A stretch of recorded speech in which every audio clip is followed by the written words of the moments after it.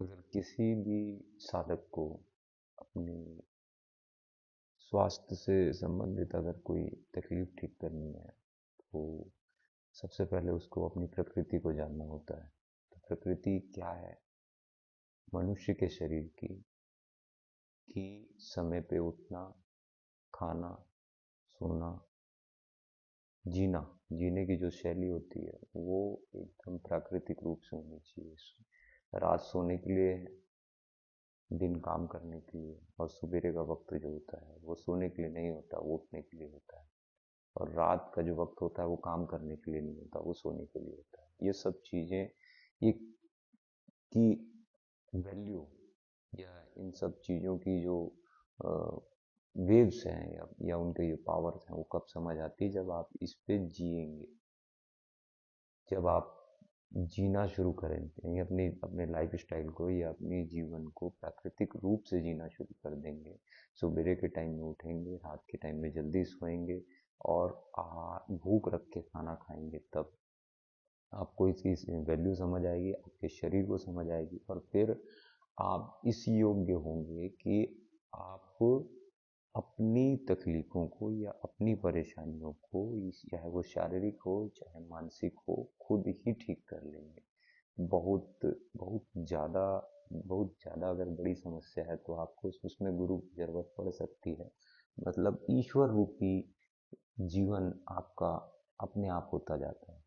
अगर आप ऐसे जीवन शैली करते जाएंगे तो ईश्वर रूपी शरीर और ईश्वर रूपी ये व्यक्तित्व आपका होते जाता है। अगर आप सुबेरे जल्दी उठ रहे हैं और जल्दी सो रहे हैं और भूख रख के खा रहे हैं।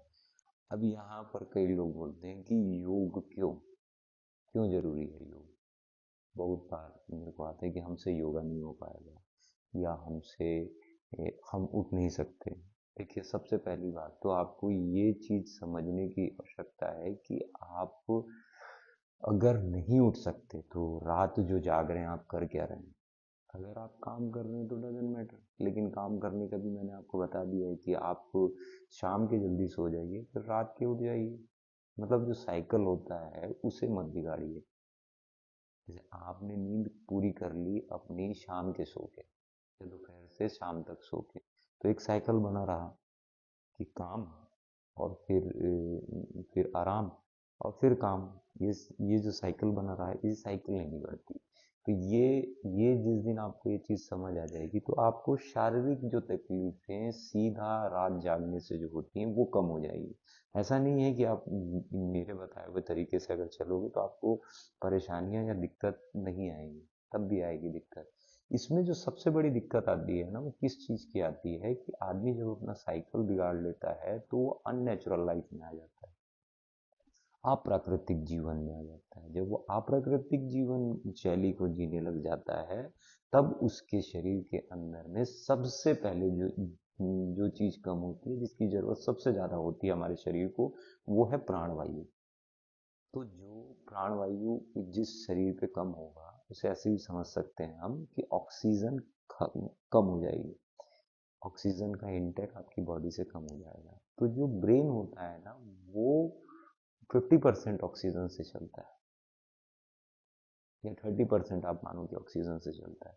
ऑक्सीजन सीधा पहले नीचे नहीं जाती है, कुछ हिस्से जो होते हैं उसके वो ऊपर की हो जाते हैं, कपाल। तो जैसे जैसे हम अप्राकृतिक जीवन जीना शुरू करते हैं, ये जो ऑक्सीजन का हमारे जो लेने की जो क्रिया होती है, या हमारे ब्रेन तक जो पहुंचती है, ये कम हो जाती है। अब उसके बाद असली असली चीज शुरू होती है कि आदमी को ज्ञान का भ्रम होने लगता है, कि को कुतर्क करने लगता है, इससे कुछ नहीं होता, उससे कुछ नहीं होता। आप करके देखिए, आप पाँच आप एक हफ्ता करके देखिए। वैसे तो 5 दिन में ही आपको फर्क समझ आने लग जाएगा, लेकिन जो लोग कर नहीं सकते तो वो इसके बारे में कुतर्क करने लग जाते हैं कि इससे क्या होता है, उससे क्या होता है। तो ये सिंपल सा कारण है कि अगर आप योगिक क्रियाओं में आते हैं तो इसका जो पहली जो सीढ़ी है यम नियम की, वो यही सिखाती है आपके सोने का टाइम, उठने का टाइम, बैठने का टाइम, खाने का टाइम। आप पहले ये चीज डिसाइड करो। योग आसन और दूसरे अभ्यास और साधना, ये तो बहुत बात की बात है।